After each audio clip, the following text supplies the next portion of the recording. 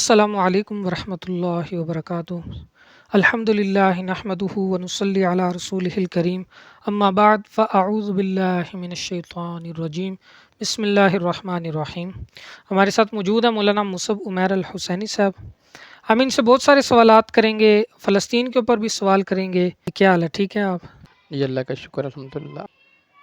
اچھا، سب سے پہلے آپ یہ بتائیں کہ آج غزہ کے مسلمانوں کے اوپر جو ظلم ہو رہا ہے، ابھی وہ ہم دکھانا تو دور کی بات، صرف اگر اس کا بیان ہی کر دینا تو روح کانپ جاتی ہے۔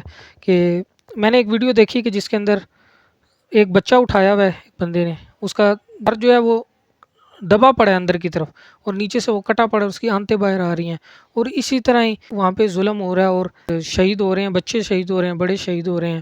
تو اب ہم مسلمان ہیں، ظاہری بات ہے، اور ایک انسان ہونے کے ناطے بھی ہمارا دل ہے، ہمیں تکلیف ہوتی ہے اس پہ، اور ہم چاہتے ہیں کہ ہم ان کی مدد کر سکیں، لیکن اب وہ اسباب نہیں ہے ہمارے پاس۔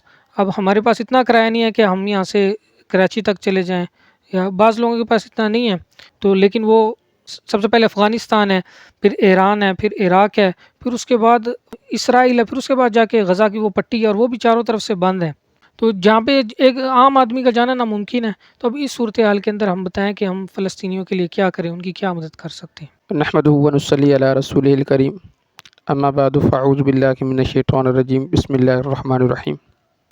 پہلے تو میں آپ کا انتہائی مشکور ہوں جو آپ اپنا قیمتی وقت نکال کر آئے ہیں۔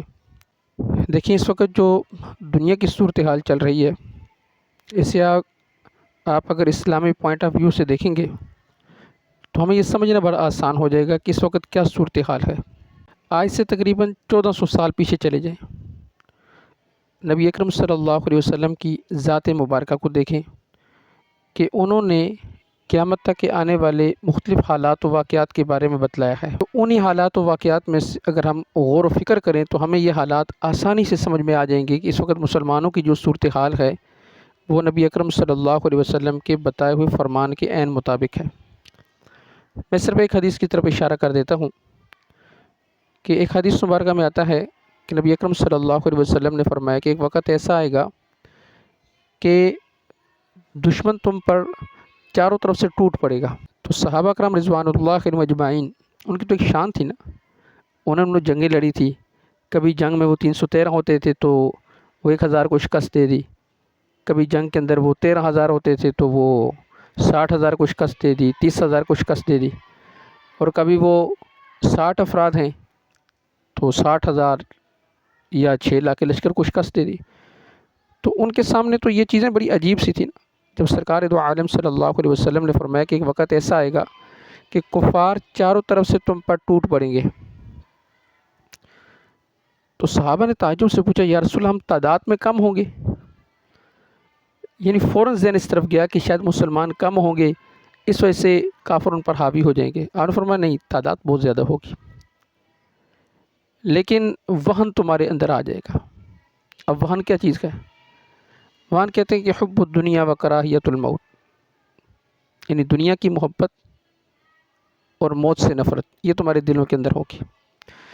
اب صرف اس ایک حدیث کے تناظر میں اگر آپ آج کے حالات کو دیکھیں تو ہمیں بڑی آسانی سے یہ بات سمجھ میں آ جاتی ہے کہ آپ صلی اللہ علیہ وسلم نے جو یہ فرمایا کہ تمہارے اندر وہن آ جائے گا، دنیا کی محبت آ جائے گی اور موت سے نفرت آ جائے گی۔ آج پورے آپ ورلڈ پر نظر دوڑائیں تو کیا مسلمانوں کی تعداد کم ہے؟ مسلمان تو تعداد میں بہت زیادہ ہیں۔ کتنے اسلامی ممالک ہیں؟ وہ تعداد میں بہت زیادہ کثیر تعداد کے اندر موجود ہیں، لیکن وہی چیز جو آپ صلی اللہ علیہ وسلم نے ارشاد فرمائی، حب الدنیا، دنیا کی محبت، و کراہیت الموت۔ آج دنیا کی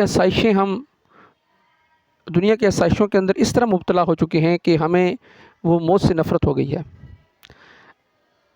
یہود و نصارہ نے بیسک طور پہ ایک چیز کو دیکھا ہے کہ ہم پوری دنیا پہ کنٹرول کیسے کر سکتے ہیں، اور پوری دنیا پر کنٹرول کرنے کا ایک واحد طریقہ ہے اکانومی۔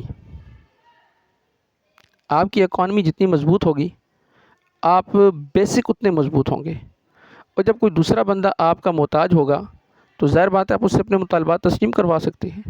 پنجابی کی مثال ہے، وہ کہتے ہیں پیٹ کھاوے داغ شرماوے، جب پیٹ کے اندر کوئی چیز جاتی ہے تو انسان کی آنکھ شرمانا شروع ہو جاتی ہے، انسان گفتگو نہیں کر سکتا، وہ دب جاتا ہے نیچے۔ تو اس وقت مسلمانوں کی جو حالت ہے وہ اسی وجہ سے دبی ہوئی ہے کہ انہوں نے پوری دنیا کی اکانومی کو اپنے کنٹرول میں کر لیا ہے. مسلمانوں کو قرضے دیتے ہیں، مسلمانوں سے قرضے لیتے ہیں، ڈالر میں خرید و فروخت ہوتی ہے، ڈالر میں لین دین ہوتا ہے.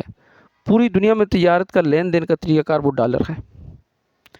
قرضے آپ کو دیے جاتے ہیں، سود آپ کھاتے ہیں. تو ظاہر بات ہے کہ جب آپ ان کے محتاج ہیں ہر چیز کے اندر، تو آپ ان سے گفتگو کر سکیں گے. پھر دوسری آسائشیں ہیں جو انہوں نے آپ کو دی ہیں، اے سی والے کمرے ہیں، اچھی گاڑیاں ہیں، کھانے آپ کے اچھے ہیں، لباس آپ کا بہت اچھا ہے، فقر و فاقہ نہیں ہے. سید عمر فاروق رضی اللہ تعالیٰ عنہ کی مثال آپ کے سامنے ہے. وہ قاصد ان کے پاس ہے پوچھنے کے لیے کہ آپ کا بادشاہ کون ہے. انہوں نے کہا بادشاہ تو ہمارا نہیں ہوتا، ہمارا تو خلیفہ ہوتا ہے.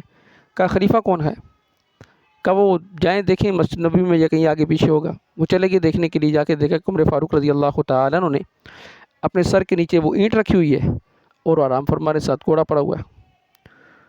تو اس نے کہا ہمارے وہ بادشاہ تو محلات کے اندر اور زرق برق لباسوں کے اندر اور دائیں بائیں خدام اور نہ جانے کیا کچھ، اور یہ مسلمانوں کا خلیفہ ہے وہ ایک زمین کے اوپر لیٹا ہوا ہے، سر کے نیچے اینٹ رکھی ہوئی ہے. تو جب ایسے خلیفہ ہوں گے، ایسے لوگ ہوں گے جنہیں دنیا کی حب و دنیا نہیں ہوگی، تو ظاہر بات ہے بیت المقدس کو فتح کرنے کے لیے جائیں گے تو وہ ڈر کی چابیاں تو دیں گے نا.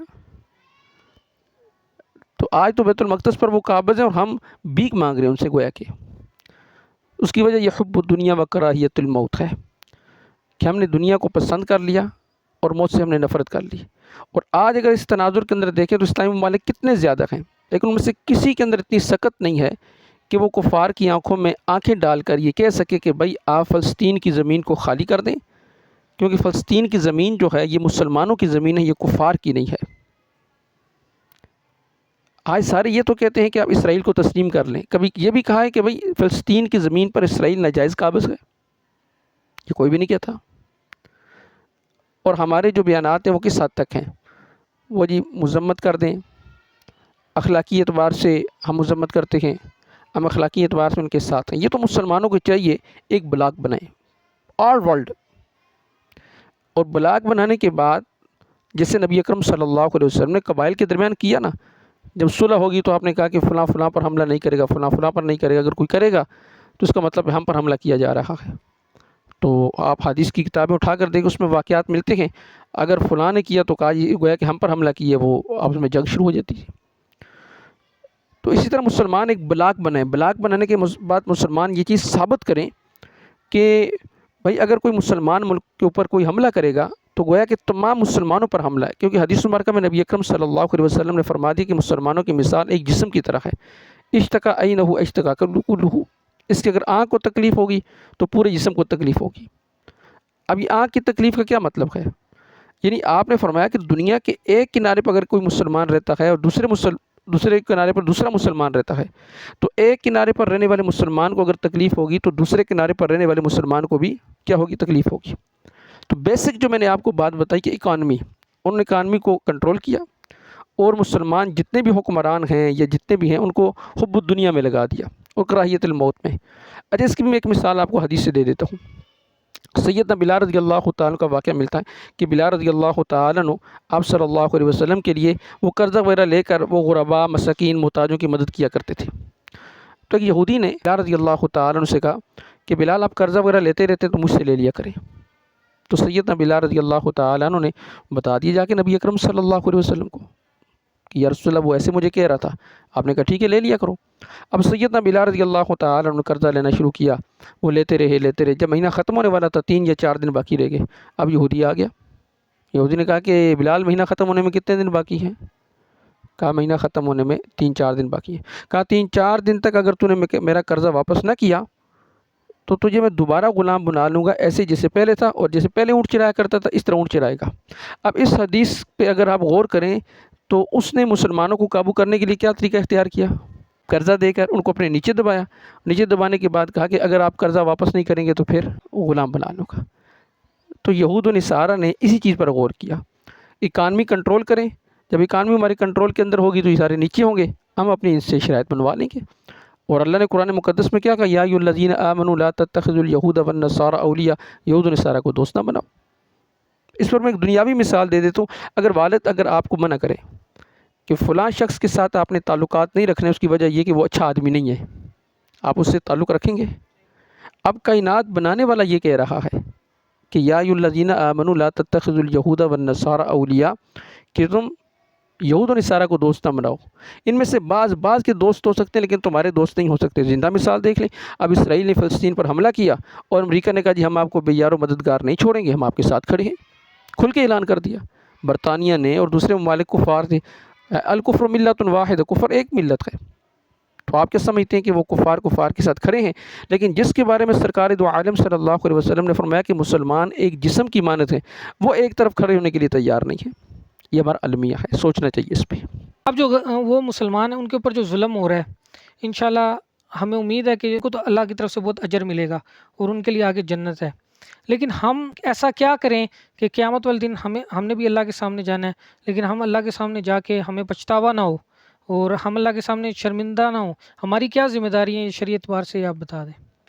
دیکھیں قرآن کی اگر ایک آیت پر غور کریں، لا یکلف اللہ نفسا الا وسعها، ہر انسان کو اس کی طاقت کے بقدر اللہ تعالیٰ نے مکلف بنایا ہے اعمال کا۔